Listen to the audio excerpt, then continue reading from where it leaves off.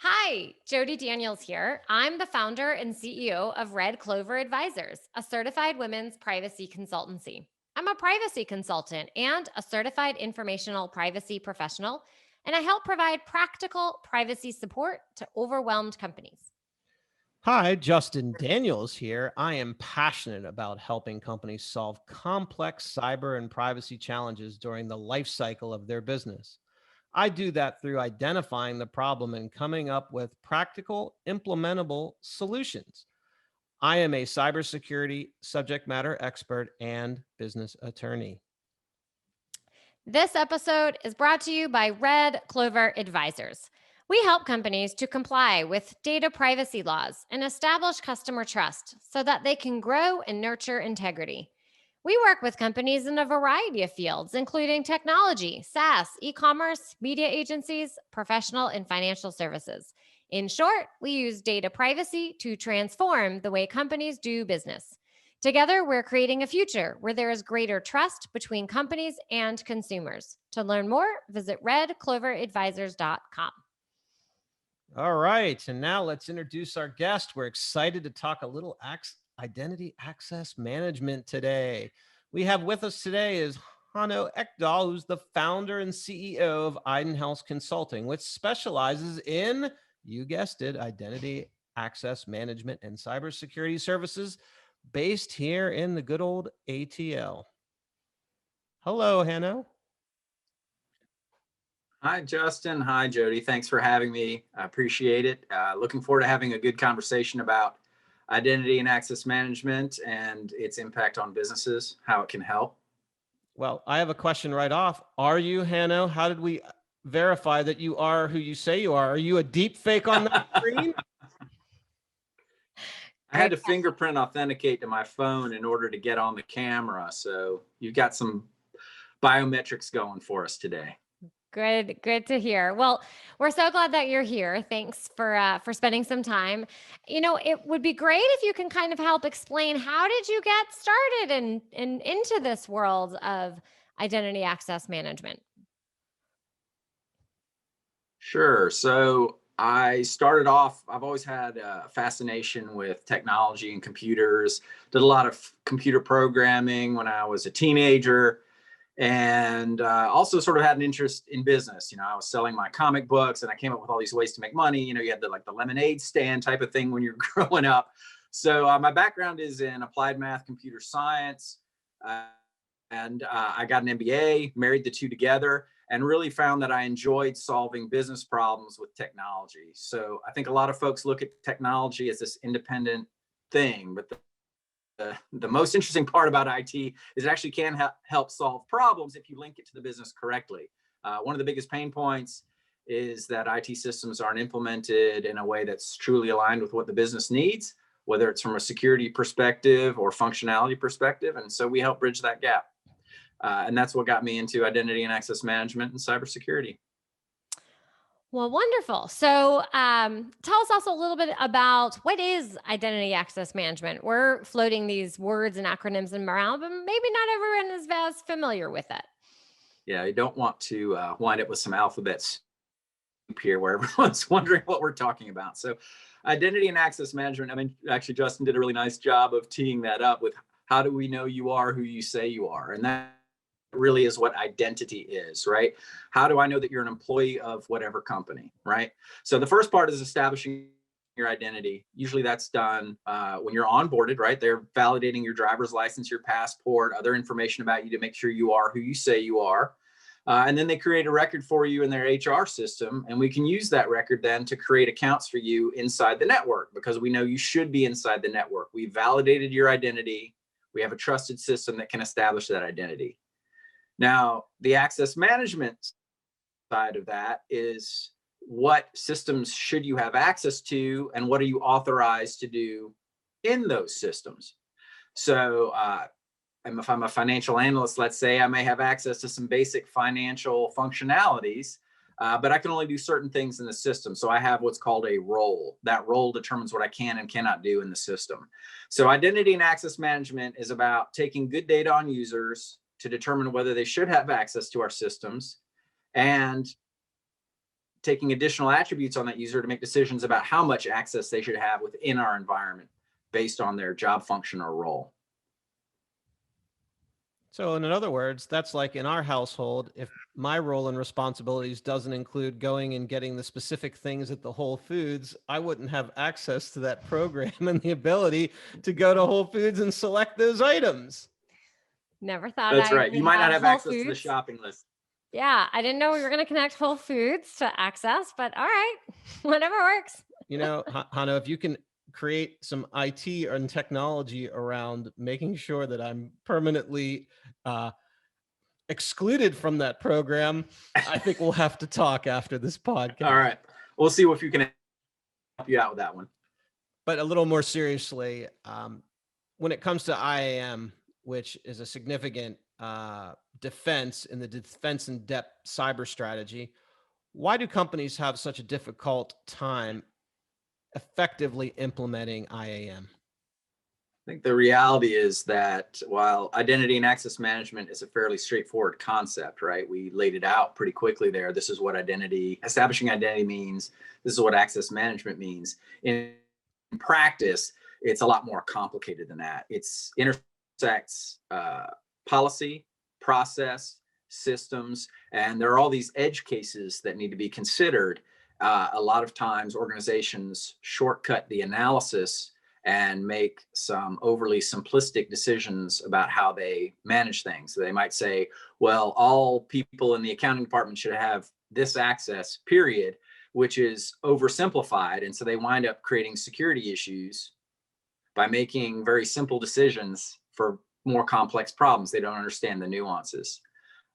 The other thing is that scope on these projects actually tends to explode really quickly because everyone sees that they need what identity management offers, and you wind up trying to take on too many things and you can't do it all. And so the program ultimately fails because you're not able to meet the project deadlines, et cetera. But getting back to the root question, underlying data quality issues is a big problem. Understanding processes. How do we manage the identity lifecycle? What do we do for people who join the organization, move within the organization when they leave the organization? How does that intersect with technology and our policies, right? What you should and shouldn't have access to based on different states that you may have as a user. All that has to come together and work lockstep in order to create the desired results. And there's a lot more complexity than you might think. So help us understand where you all come in. And, you know, if I'm a company and I recognize, gosh, I really need some assistance, how can I, better understand what it is that I cannot speak today, what That's you okay. all can do to assist? Where would you start? Sure. So I think there are a lot of people in the identity management space that are technical implementers. So they'll go build what you tell them to build. We come in and offer more of a strategic approach. So we have architects who will evaluate and lay out designs. We have strategists who will come in and think about the processes and how the whole system comes together. So one of the things we like to do that's a little different is start off with an assessment and a planning session. It may only last a week. Usually they're 1 to 3 weeks. Understand where the gaps are in processes, the gaps in technology, any data issues that are underlying, any policies that need to be developed. And once we understand where the problems are, we can actually lay out a comprehensive plan in order to get our customers to the right side of the solution, which is it's working and it's doing what they want. So a lot of organizations have a build and pray strategy, and some get paralyzed in analysis. We like to come out somewhere in the middle where we're making smart, deliberate decisions with our customers to help them move forward, mitigate risk, maximize value. So kind of building on that concept, Hanno, and let's talk about 2020, which has been an interesting year for a lot of reasons, is how does IAM evolve when we talk about it in terms of using it with a workforce that so quickly pivoted to being mostly remote? What's interesting, we have a customer that we just finished standing up their identity management solution for them probably actually a month or two before COVID really hit. And then suddenly everyone's working remote. And so the first question they had is, well, how do we get everyone VPN access? It's like, easy. You put them in the group that says they get VPN access, and we can automate that through the identity management solution. So the identity management solution can help us grant and revoke access as our needs change. So suddenly you go from, let's say, 1,000 people in your company needing VPN access to 10,000 people needing it. Okay, we can grant that in literally a couple of minutes, and we can revoke it as well based on our business rules. So now we're able to quickly provision and deprovision access as our business needs change.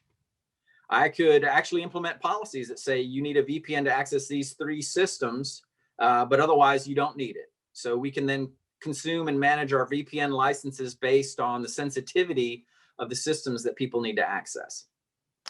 So let's talk a little bit about the technologies that are in place. So you mentioned, a technology solution.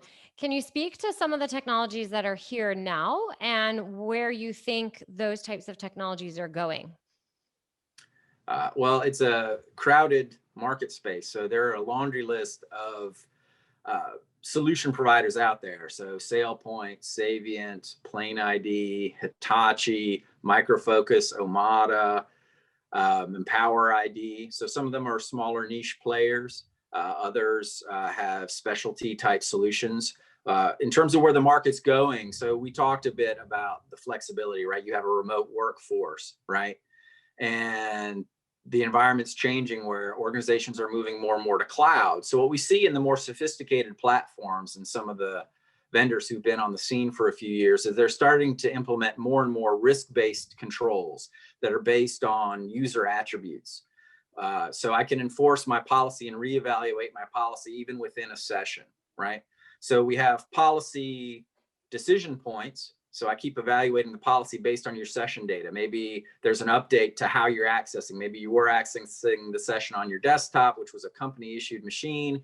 You switch to your phone and we say, oh, you're not allowed to see that application on the phone. We can terminate that session. So we're constantly and continuously reevaluating security based on changes to your session. We see anything anomalous, we can shut down your session. So the tools we have are getting much more sophisticated and allowing us to apply real-time security decisions to sessions as they're ongoing. So instead of being a static set of rules that we evaluate once at the beginning of the session, we continuously reevaluate our policies based on your session, what we know about you as the user, so we can make adjustments. So one thing we've been hearing a lot about from a variety of our guests and just in the marketplace is about zero trust. You have some thoughts you'd like to share about what you think about zero trust and its potential from an IAM standpoint?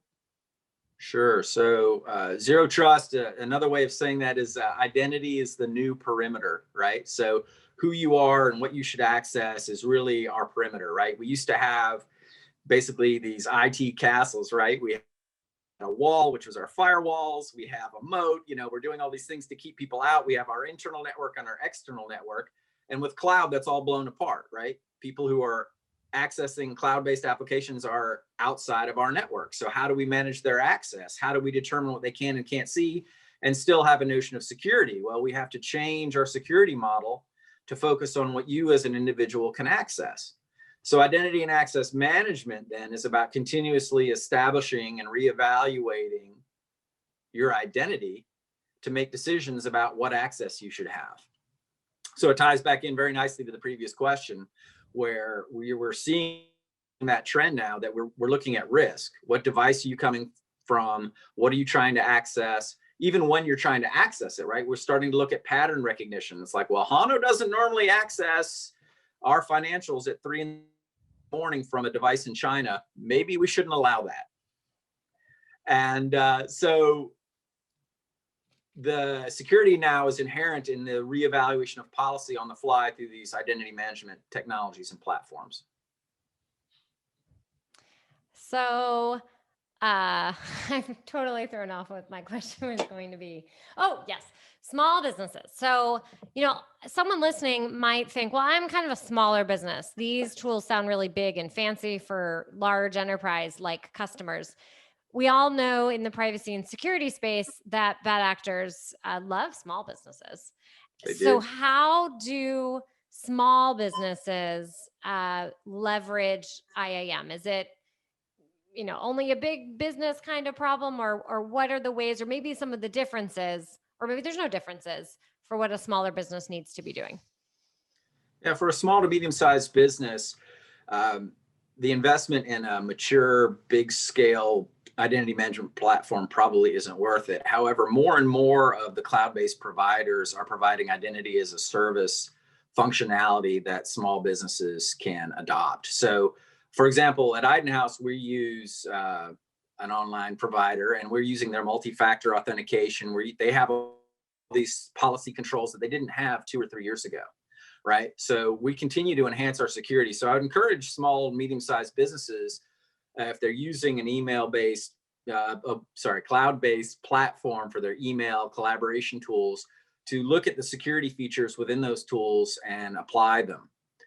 There's all sorts of validations and security measures you can put in place to protect yourself.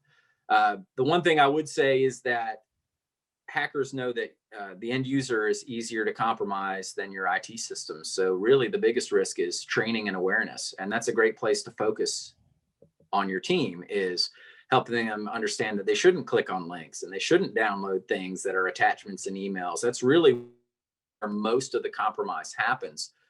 Not as much in hacking systems. I mean, that does happen certainly, but it's really hacking users to get inside the network. I did a presentation, a client training yesterday. We covered phishing, and the IT Yeah. folks were cheering me on when I covered all these specific points. They had all their yeses in the comment boxes. Great.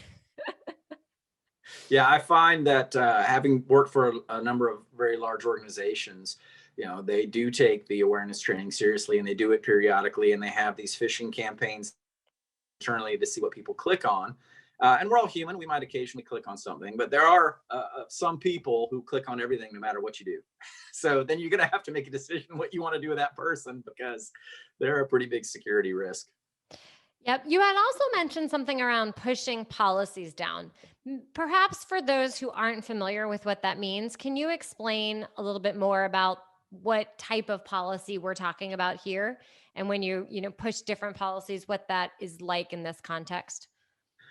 So policies, they can be something that's fairly straightforward, like your password policy, which is probably something everyone understands, right? When you go sign up for access to your bank is a good example, right? It's like, well, it has to be this many characters long. It has to have uppercase, lowercase. These special characters are allowed. These aren't.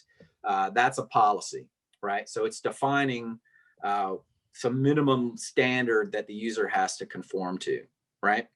So the idea with identity management is to pull as much of that policy management to the center as possible, and then enforce it through the connections to the endpoints, right? So if I have an email security policy that I'm applying to your mailbox, I can enforce that centrally in my identity management solution. How big your mailbox is, how long you're able to retain emails, what happens if you're placed on a legal hold. Those are all policy decisions. Like if there's some legal event going on, my account's placed on legal hold, identity management can then go out and lock my mailbox so I can't delete any of my emails. All my emails secure, everything's stored because there's a legal hold on my mailbox. So these policies are defined centrally and then enforced through these connectors that implement the rules and evaluate them in the endpoints. Hopefully that helps. I think it's very helpful. Thank you for explaining for our audience who might not be as familiar with it. So Sure thing. I thought we might ask you as our last couple questions, based on all of your experience in the IAM sector, what is your best personal cyber tip for end users, or just, people in their everyday lives to be more secure? Don't click on that. Whatever you do, don't click on that. Like, I think that should be a new T-shirt. I should, or a for mug. your Idenhaus. Don't click on that. I've got my coffee mug. I need to put don't click on that up here. So that's exactly it. I think the thing is, a lot of times people have that gut feeling like something's wrong, right? We all have, so many people have, whether it's Netflix or Hulu or whatever bank you do business at, spammers know that. They're out just sending out thousands and thousands of emails. The reality is that it's funny. I was actually listening to a presentation recently on this, and they said, the average bank robbery yields $3,000. That's the average bank robbery, is $3,000, right? And it occurred to me, the odds of you getting caught or shot trying to rob a bank are probably pretty high. The average cybersecurity hack nets more than $65,000, and they have very little chance of catching you. So which do you think is the more attractive crime? And there's almost no cost or risk to perpetrate it. So there are these broad scams, right, where they're just sending out millions and millions of emails hoping you click on something, download something. So if you have a suspicion, don't do it. So what I do is, if I get a link saying, oh, your Amazon account's been hacked or this has been hacked, just go on the device that you trust and log in directly like you normally do, right?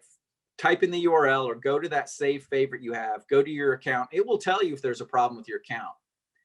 So every now and then, if I'm unsure, I will do it that way, but I never click on emails, on links and emails. And my wife knows this too, because I'm like, oh, don't click on that. Whatever you do, don't click on it. So it's like, we have cybersecurity awareness training in my house because I'm nervous that she's gonna, compromise her phone or whatever. So when you're not hosting home cybersecurity awareness training, what do you like to do for fun? Well, one of the ways I blow off steam is running. So I enjoy running a lot. Unfortunately, didn't get to run the Peachtree Road Race this year. We did the virtual race, so I'm missing the road racing part of that. And travel is actually another big thing. So our last big thing was a trip to Vermont to do some skiing. And that was really the last big trip we took this year. And I missed that. So, just getting out of the house, travel and running. Travel's good. I think many of us also miss travel. Well, Hanno, thank you so much. Where can people stay connected and learn more about you? Sure. Our URL is www.idenhaus.com, and spelled IDENHAUS. It's the German spelling of house. Or you can send an email to info@idenhaus.com. Well, wonderful. Well, thanks again for sharing all of your wealth of knowledge with us today. We really appreciate it. Thanks, Jodi and Justin. Appreciate you having me. All right. Take care. We look forward to the next time we talk to you. Sounds good. Thank you.